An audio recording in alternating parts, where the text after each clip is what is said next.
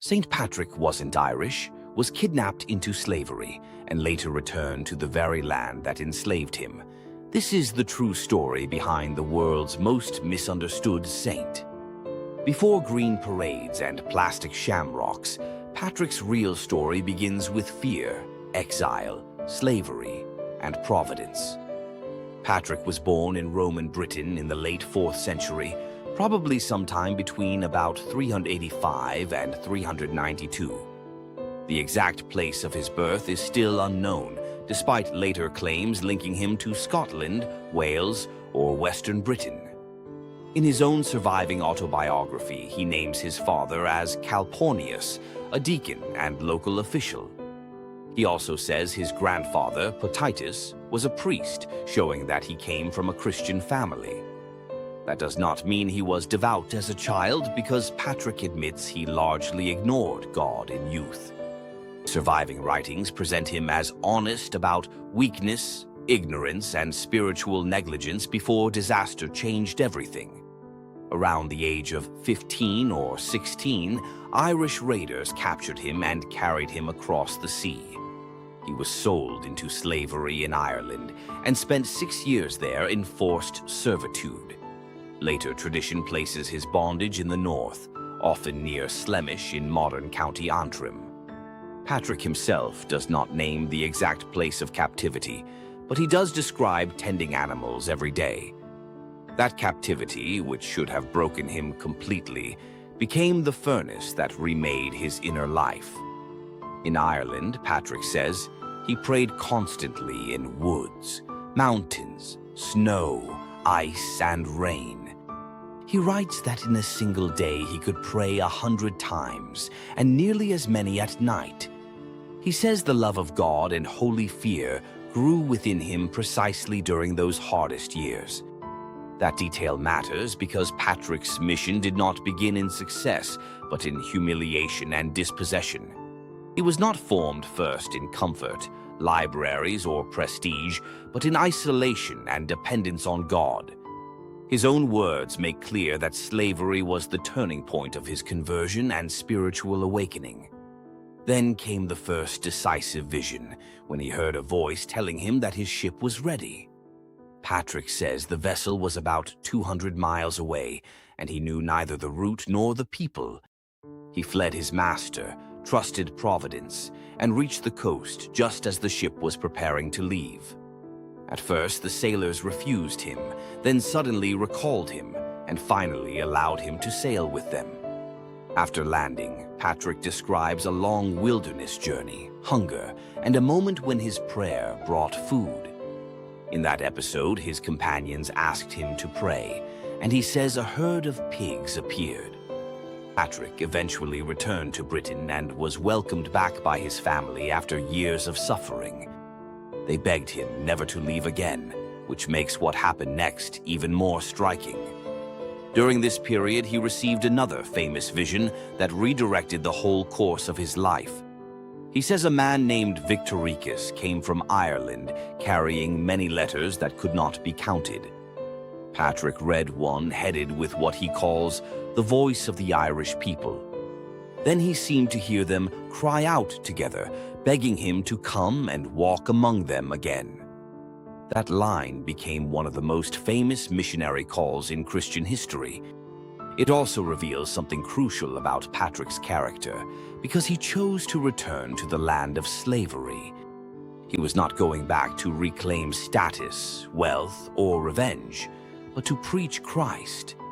At some point after this vision, Patrick undertook further formation for ecclesiastical life on the continent. Later tradition strongly associates his training with Gaul, and especially with Saint Germanus of Auxerre. By the time he returned to Ireland, Patrick was no longer a fugitive slave, but a bishop. Here, the story becomes larger than one man, because Patrick was not the first Christian linked to Ireland. Britannica notes that Palladius was sent in 431 as bishop to Irish believers already in Christ. That means Patrick entered a landscape where some Christianity already existed, especially in parts of the South. Even so, Patrick became the dominant missionary figure in Irish memory and in the shaping of Irish Christianity. His own writings show that he preached among people he regarded as previously pagan and idol-serving. He says he baptized many thousands, ordained clergy, and traveled even to remote places beyond settled centers. Patrick repeatedly insists that he did this without taking payment, gifts, or personal profit for his ministry. That refusal mattered in a gift-based aristocratic society where patronage could easily compromise missionary independence. He presents himself as a man constantly under suspicion, criticism, and danger, yet unwilling to abandon the work. Patrick also stresses that he lived as a foreigner and exile among non-Roman peoples for love of God. This is one of the sharpest features of his witness because his mission required both courage and endurance. He did not simply preach sermons, but planted Christian life where social cost could be severe. Another hook in Patrick's life is that we know him better through his own voice than many ancient saints. Two writings are accepted by modern scholarship as genuinely his, the Confessio and the letter to Coroticus. The Confessio is not merely autobiography, but a defense of his mission and a confession of God's mercy. In it, Patrick constantly calls himself unlearned, rustic, and least among believers, yet chosen by grace. That repeated humility is not literary decoration, but one of the deepest marks of his spirituality. The letter to Coroticus reveals a different side, because there Patrick appears outraged, direct, and morally fearless. He condemns the soldiers of Coroticus for killing and enslaving newly baptized Irish Christians. He describes the victims still wearing white baptismal garments and the anointing visible on their foreheads. This is one of the strongest anti-slavery and anti-violence texts surviving from late antique Britain and Ireland. It also shows Patrick's pastoral heart, because his grief is not abstract but deeply personal and paternal. He identifies himself there as a bishop established in Ireland, living among those people for God's sake. Taken together, these two texts show a saint of prayer, courage, sorrow, doctrine, and stubborn missionary resolve. Then comes the part most people think they know, though legend has grown much faster than evidence. Patrick is famous above all as the Apostle of Ireland and one of the nation's patron saints. He is traditionally linked with Armagh as his principal ecclesiastical foundation and later primatial center. He is also associated by tradition with Saul, where he is said to have founded an early church. Later sources and Irish memory connect him with the Hill of Slane, Croagh Patrick, and many other sites. One long-standing tradition says he used the shamrock to explain the Holy Trinity. That image is possible and fitting, but it does not appear in Patrick's own surviving writings. Another legend says he drove all the snakes out of Ireland and cast them into the sea.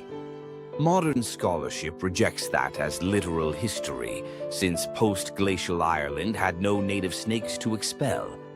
The story is usually understood as symbolic, representing the defeat of paganism and evil by Christian mission. Other later legends claim that Patrick raised the dead, lit a paschal fire in defiance of kings, and fasted 40 days on Croagh Patrick. These traditions mattered enormously for devotion, even when they cannot be treated like first-hand historical evidence. What Patrick is known for with certainty is more impressive than the myths people usually repeat. He helped transform Ireland by building Christian communities, rather than merely making isolated converts. His writings suggest baptisms on a large scale, the ordination of clergy, and the consecration of virgins. He specifically says that the sons and daughters of Irish leaders had become monks and virgins of Christ. That line is historically significant because it shows Christianity reaching into elite families and reshaping society. Patrick also mentions the suffering of Christian women, widows, virgins, and enslaved believers in that mission field. He admired their perseverance and saw their fidelity as proof that grace had truly taken root.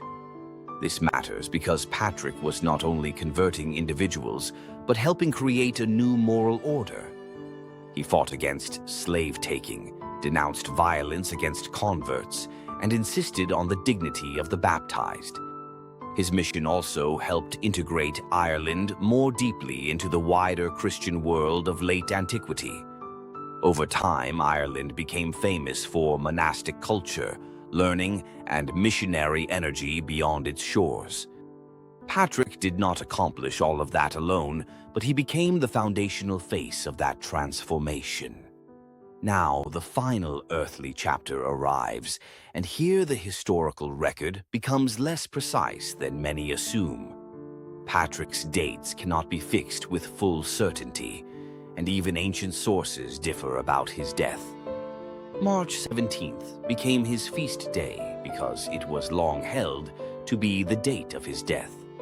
Some later traditions place his death in 461, while others place it later in the 5th century. Tradition commonly connects his final days with Saul and his burial with Downpatrick. Another strong tradition links his memory with Armagh, which grew into the leading Church of Ireland. What is certain is that Patrick's cult rose quickly and powerfully in the generations after his death. By the 7th century, he had already become a towering figure in Irish Christian identity. From that point onward, hagiography expanded his image into national apostle, wonder worker, and spiritual founder. His feast on March 17th eventually spread far beyond Ireland through liturgy, migration, and cultural memory. Today, the day is celebrated worldwide, though its roots are a Christian feast before it became a parade. In Ireland, it holds especially high liturgical significance and long developed as a solemn religious observance. One more important point often confuses modern audiences, so it needs to be stated clearly. Patrick was not beatified in the modern sense, and he was not canonized through a later papal process. That is not a problem with his sanctity, but a matter of historical chronology. The centralized papal canonization system developed centuries after Patrick's lifetime. Britannica notes that the first saint canonized by a pope was Ulrich am Messie of Augsburg in 993. Patrick belonged to the much earlier age when saints were recognized through enduring veneration and ecclesial memory. So there is no beatification date, no canonization decree, and no modern cause led by a postulator. Instead, his sainthood rests on ancient cult, liturgical commemoration, ecclesial tradition, and centuries of universal devotion. That is why he remains fully venerated as Saint Patrick across the Catholic world. He is honored as one of the principal patron saints of Ireland and remembered as its apostle. Modern reference works also note patronage beyond Ireland, including Nigeria and engineers. But Patrick's greatest title is still the simplest one, because he returned to his captors with the gospel. In the end, Patrick's life is not really about shamrocks, snakes, or sentimental Irish nostalgia. It is about a sinner who admitted his weakness and let grace turn humiliation into mission. It is about a slave who escaped, then freely returned to the land of his suffering. It is about a bishop who defended the newly baptized when they were murdered and enslaved. It is about a missionary who traveled to hard places and refused to profit from holy work. It is about a pastor who saw noble women, chieftains' children, widows, virgins, and slaves entering Christ's people. It is about a preacher whose surviving words still sound raw, personal, and unmistakably alive. Even now, Patrick's own voice remains the strongest correction to the commercialized caricature built around his feast. He was Romano-British, not Irish by birth, yet became inseparable from Ireland by charity and sacrifice. He was shaped by captivity, purified by prayer, sent by vision, and remembered by a nation. That is why St. Patrick still stands as one of the clearest missionary figures of the early church. Being Catholic is based, be one yourself. Subscribe for daily saints and Catholic history.